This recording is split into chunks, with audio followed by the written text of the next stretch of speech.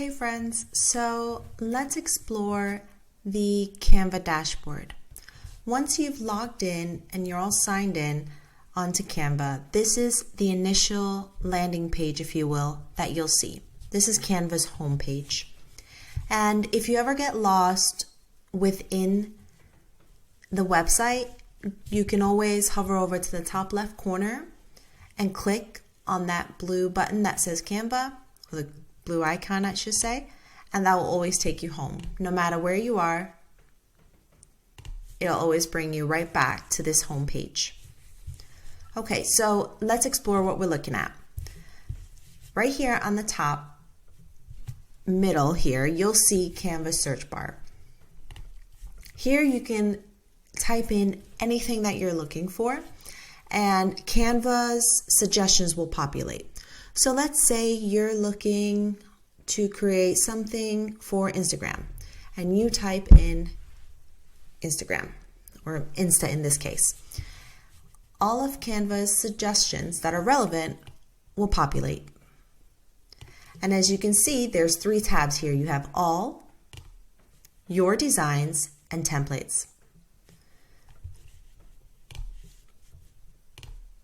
Now under here, you have this large large purple rectangle here. This is another way you can search for what you need. So here, if you tapped on, well, it's already on For You, but here they provide suggestions. So if you were looking to create a presentation, an Instagram post, a logo, a video, and so on and so forth. If you already know that you want to create a presentation, you can go ahead and click that Presentations tab, and then presentation templates will pop up, and so on and so forth. Let's say that none of these options are suitable for what you need. Then you'd go ahead and click this smaller rectangle within this large rectangle that says Custom Size. Now when you do, you can type in the width and height you need, the pixels, inch, millimeters, or centimeters of the document you're looking to create. So this is particularly useful when you're designing a logo and you need a special size for your theme or header or whatnot. This is where you'd most likely create that custom size for that. Under here, you keep scrolling down and you'll see your designs. So these are all the latest projects you were working on. It pops up in order of when it was last opened and edited. You go ahead and keep scrolling down, and then you'll see all of Canva's templates. So here are all of Canva's Instagram post templates. Whoops, sorry about that. Keep scrolling down, and you'll see all of Canva's templates categorized for you in a neat fashion. So you have logos next, posters, Facebook posts, and it just keeps going on and on. It's really long, so we're not going to scroll all the way down for the sake of this video, but you get the point. So here, now let's look at the left side. On the left side here, you have recommended for you, which is not much really, it's Canva's homepage. Under this, you'll see all of your designs. Now, if you go ahead and click on that, all of your designs within Canva will populate. Every single design you've created or worked on, every template you've edited will be under your designs. Under this, you'll see Shared with You.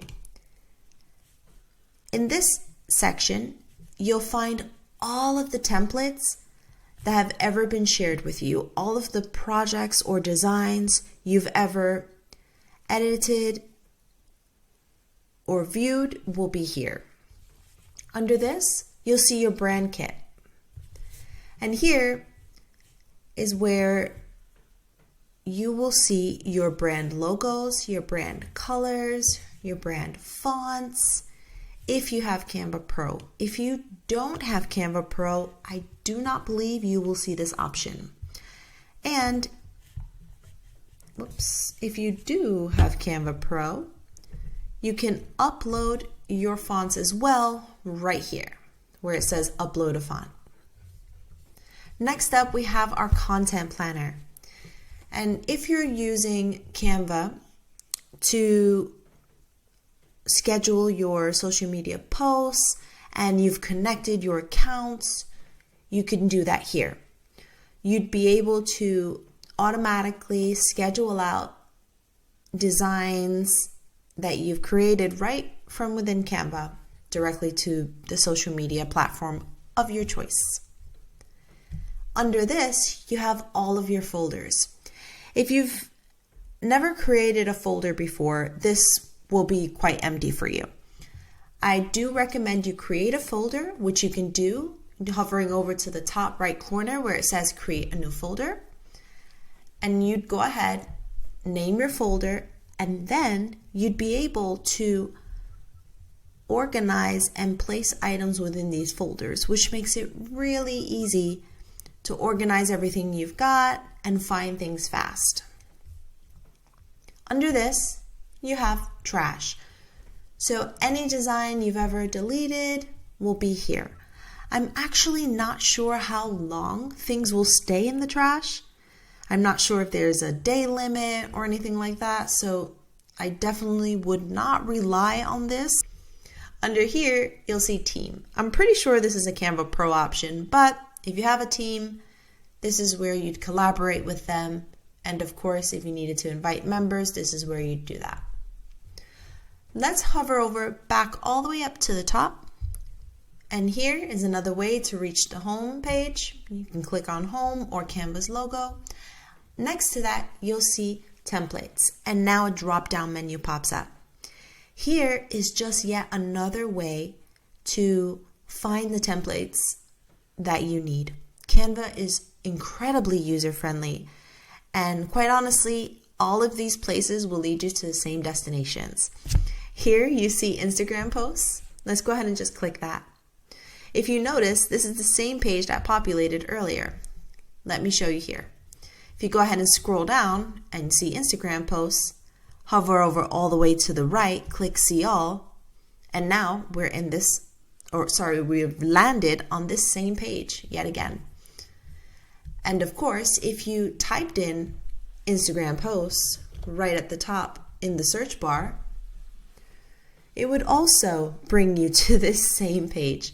So it's just another way to find the templates you need and just get what you need fast. After this, you'll see features. And again, it's just another way for you to find what you're looking for.